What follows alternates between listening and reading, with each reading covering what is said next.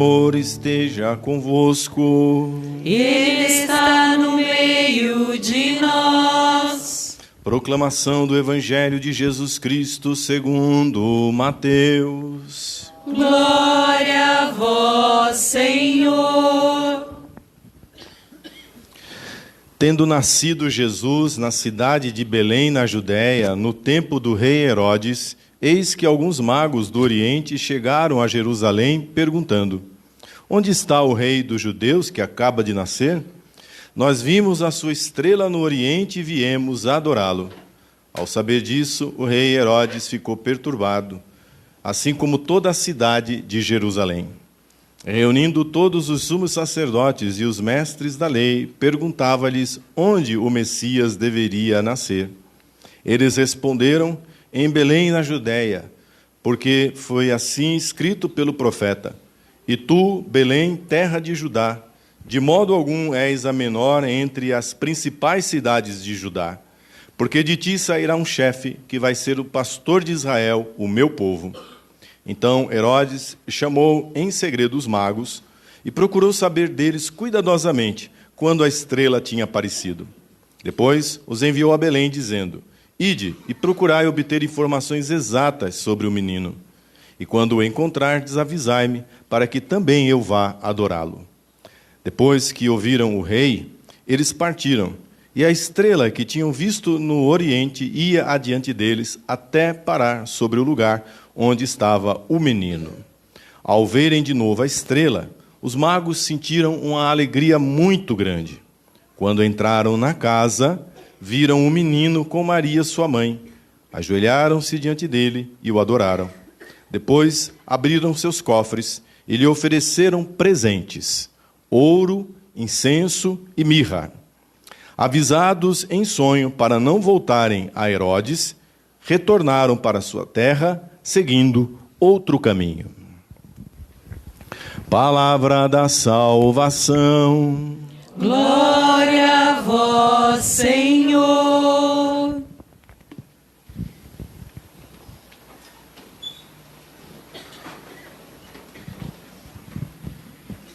Louvado seja nosso Senhor Jesus Cristo. Para sempre seja louvado.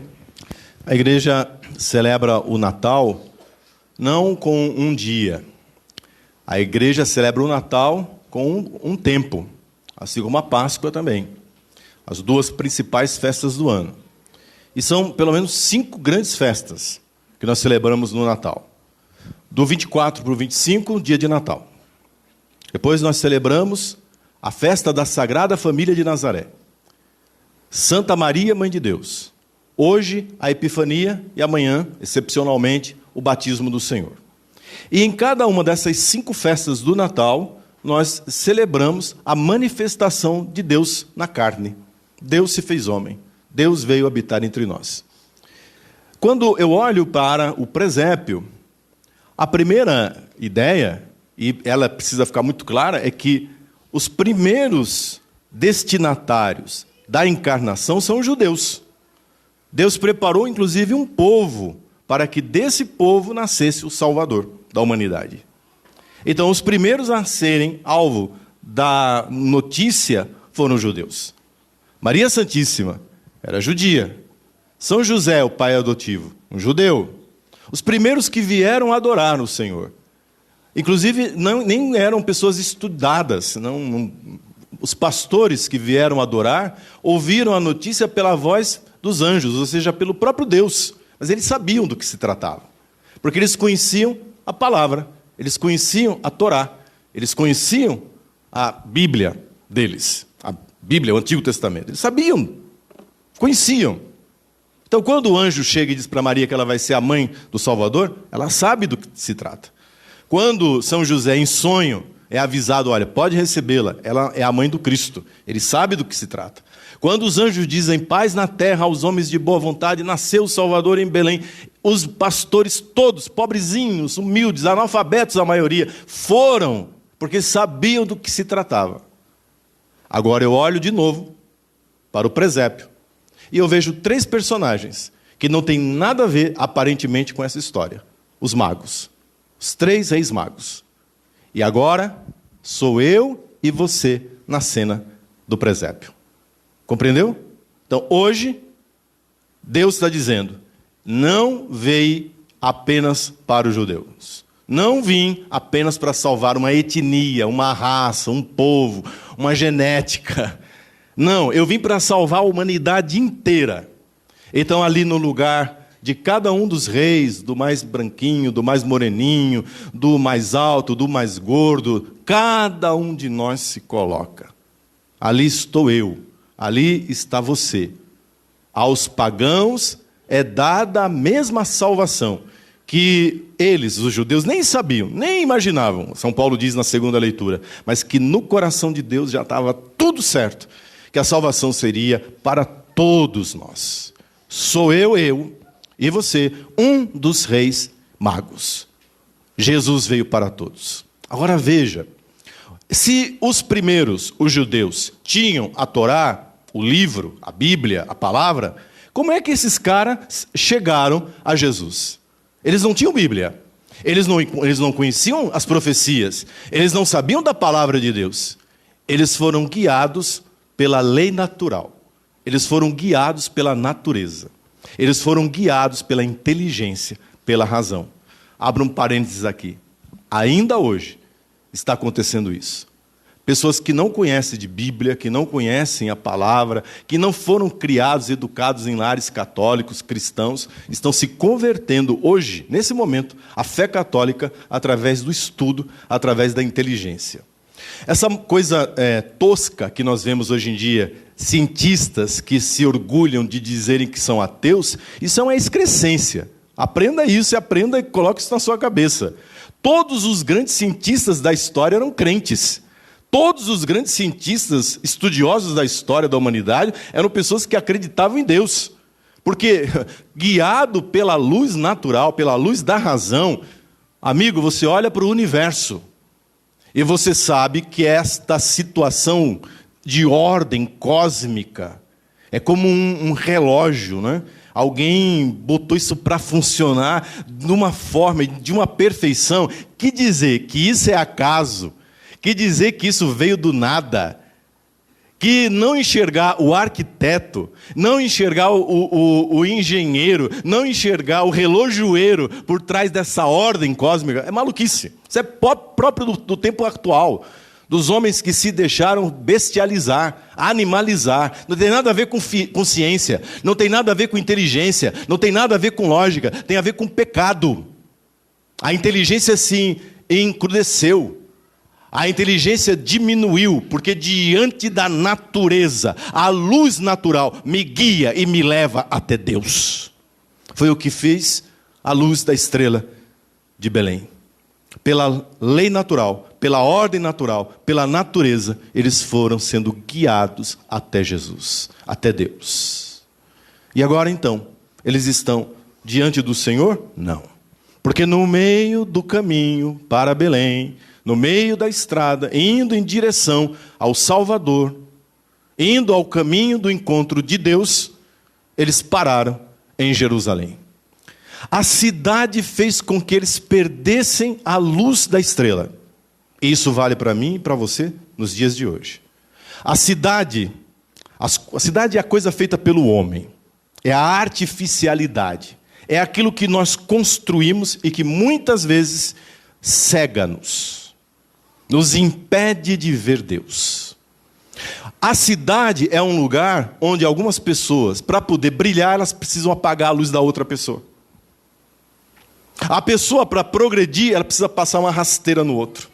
A cidade é o lugar da confusão, do barulho, da encrenca.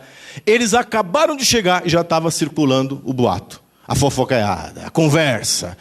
Viemos adorar o rei que acaba de nascer. O quê? O imperador, o rei Herodes. Traz para cá. Veja que Herodes é o primeiro a colocar um obstáculo. E como é que ele faz? Como é que ele, o que ele usa? Usa de mentira, usa de artificialidade. Quando vocês encontrarem, me avisem, para que eu também vá adorá-lo. Esse é o mundo. Essa é a cidade, que finge querer o bem, mas por trás guarda desejos obscuros e escusos, que a gente tem até vergonha de falar. E que no meio dessa sujeira, você perde a luz da fé. Você perde a luz que guia. Você perde a luz da razão. Você perde até a inteligência. Você passa a se emburrecer diante de tanta gente maldosa. Foi o que aconteceu com os reis magos.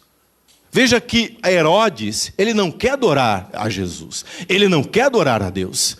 Aliás, eles odeiam crianças. Crianças atrapalham a vida deles. Eles querem gozar e criança vai atrapalhar. Eles matam, os Herodes, as crianças no ventre da mãe.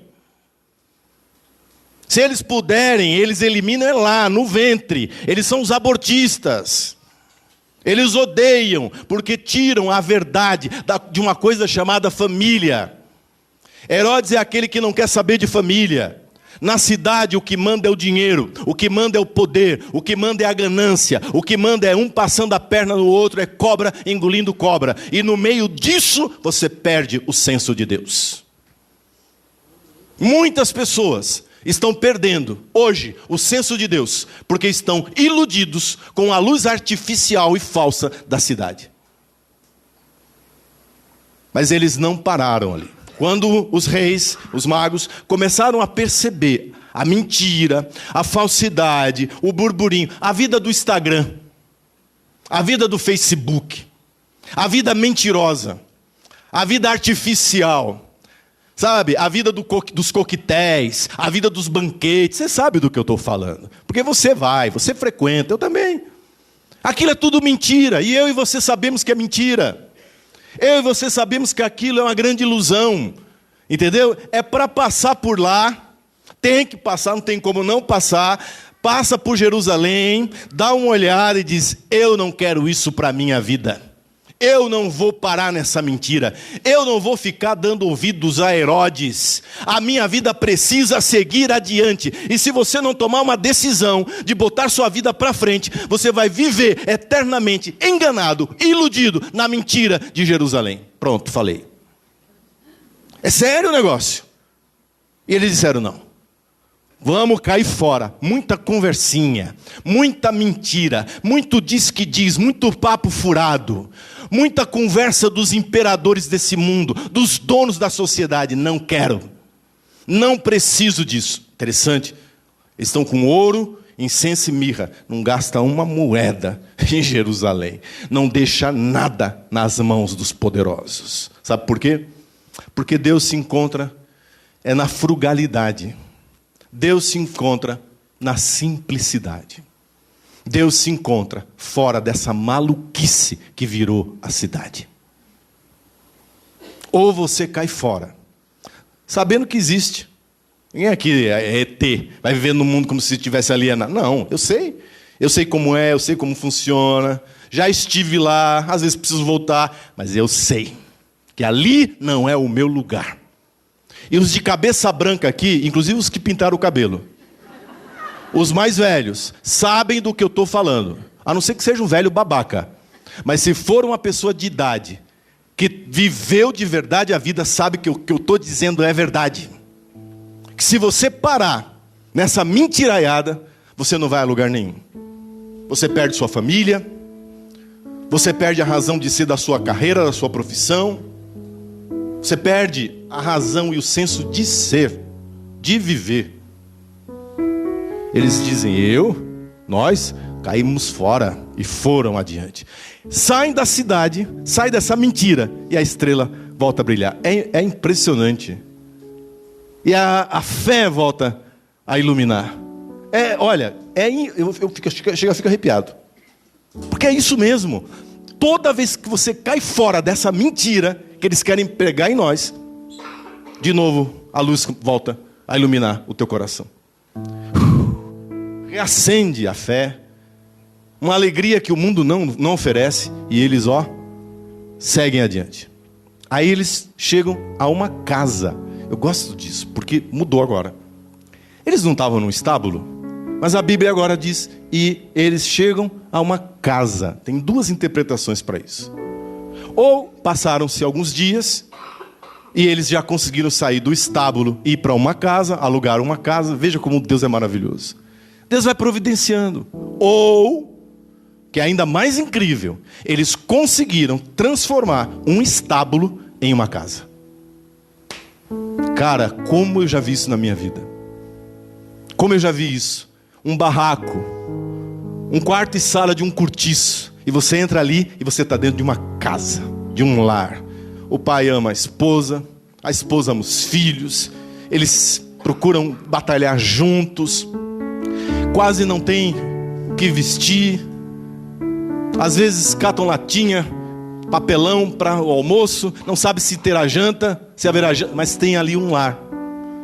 Diz o texto que eles chegam a uma casa, é o lar, a humildade de uma família. Vou dizer para vocês, quantas vezes aqui em Alphaville eu entrei em mansões que não eram a casa, que não eram um lar, um verdadeiro inferno.